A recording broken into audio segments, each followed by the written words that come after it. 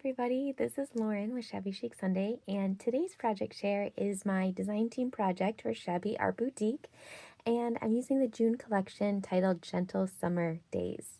What I did was I made a mini album using the camera image from the collection to hold the Polaroids capturing summer memories inside.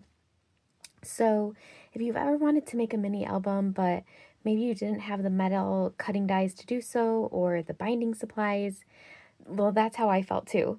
But I still really wanted to achieve this. So you can still make a mini album without using the metal cutting dies, and I will show you how I did that and the different binding supplies that you could use for this project as well.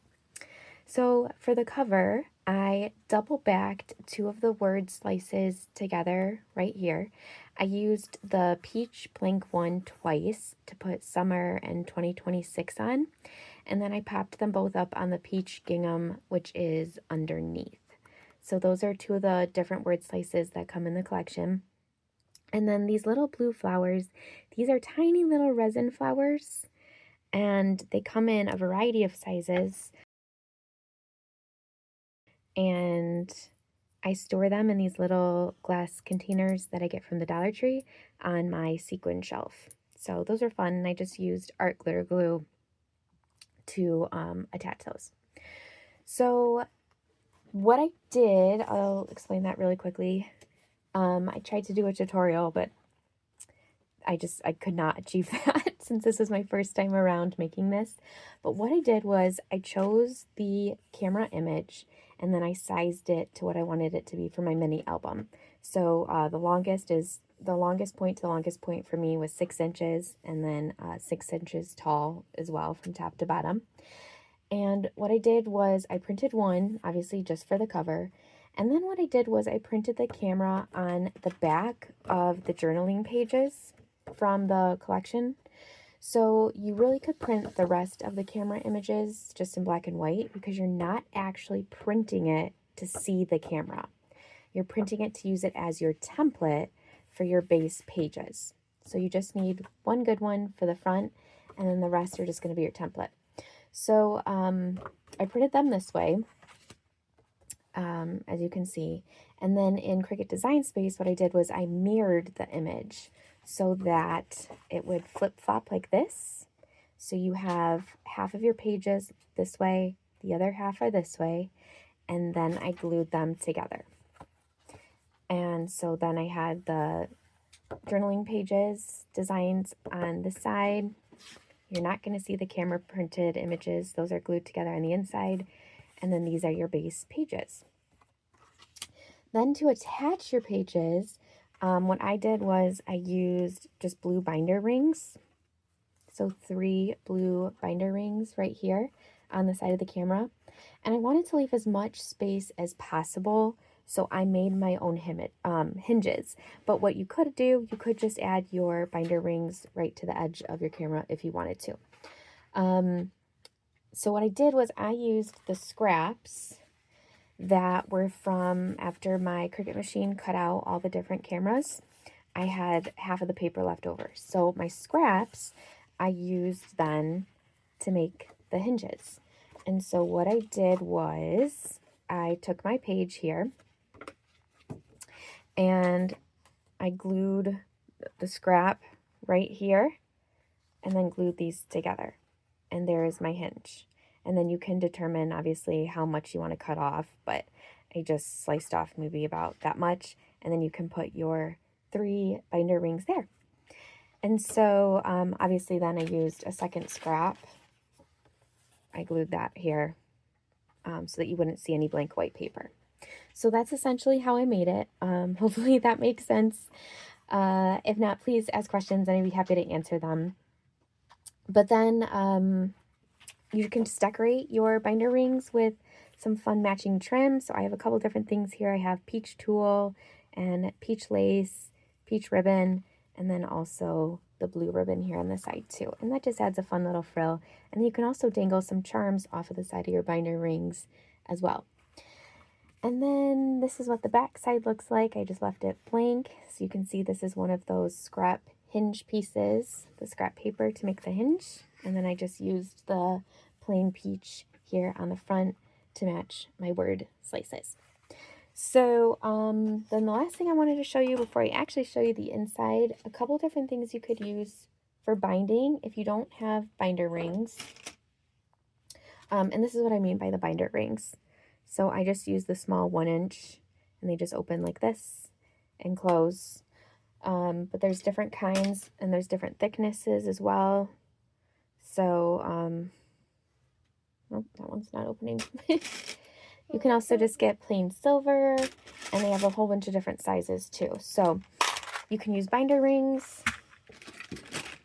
There's also these coils that I use for my planners. You could use these too. There are these tiny little loose leaf rings. These are plastic, and they are very pale pink, but almost translucent. They come with different colors, but you just would close it as so. So you could use something like that. And then you could also use these hinges, and these are also used for like little notebooks or planners as well. And I buy them in the long strips because that's the most economical, but they also actually sell them in just little pieces like this. And so the way that this type of hinge closes is you would just put them together like that, and then that can go right along the side of your book. So there's a lot of different ways that you could use. Oh, the last thing then, you could also do these. I made a planner using these. So these would work as well. The little discs, and then you would just need to use a special punch in order to put these in. That looks like one of these.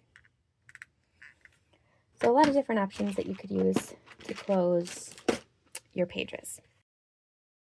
Let's move this all to the side. Okay. So then on each page, I have at least one Polaroid, and I left those blank so that I could add pictures throughout the summer to them. And so you would just slide those right underneath. And then I just decorated up each page using all the different fussy cut elements that are included in the kit. And then I matched them to the coordinating journal pages. And I kept them pretty simple. There's no fabric or trims or laces on the pages. The beautiful imagery really speaks for itself. Very cute. And I just absolutely love, love, love the relaxed vibe from this collection. And so my plan is just to fill those little Polaroids as we go throughout the summer. And you could put a backing to these as well, and then use the little tabs that are included in the kit to pull out, you know, the backing of the Polaroid and glue your picture down. But since this is just for me, I left them as is, and I'll just glue my picture behind the blank Polaroid. But I think that would be a really nice touch to add the little tabs and make it more of like an interactive element. And then that way it's easy to change your pictures inside of your mini album if you wanted to do that too. This one will just be permanent for summer of 2026. But if you were maybe making an album that you switched out every year, that you just wanted on the coffee table, maybe for like the fall or Halloween or Christmas, and you wanted to change those pictures out, that might be a good idea to put a backing behind the Polaroids. And then you can easily just lift out your pictures. So I just really loved how relaxed this was. And every time I see this, I want a tall pitcher of lemonade. Oh, I love lemonade. And so that's it. Really simple, easy to create, and you just need, okay, Sissy, you just need a way to print off what image you want. And then obviously here's an example of what your Polaroids could look like. These are little magnets that I made using the Polaroids from the collection. I made these for my refrigerator, and I decorated them with the little fussy cut elements. And so you can kind of get a visual of what your mini album would look like if I just pop that in right there. Isn't that cute? So yeah, so I really had fun using the camera and the Polaroids. You could make this mini album using any of the fussy cut images from the collection and just size it the way you want it and then decorate each page. And this is what I was talking about with if you wanted to have a backing to your Polaroid and then put a little tab so you can easily lift your picture in and out. I think that that would be really user-friendly. So that's my project for the month, and I will see you all very soon. Until then, take care.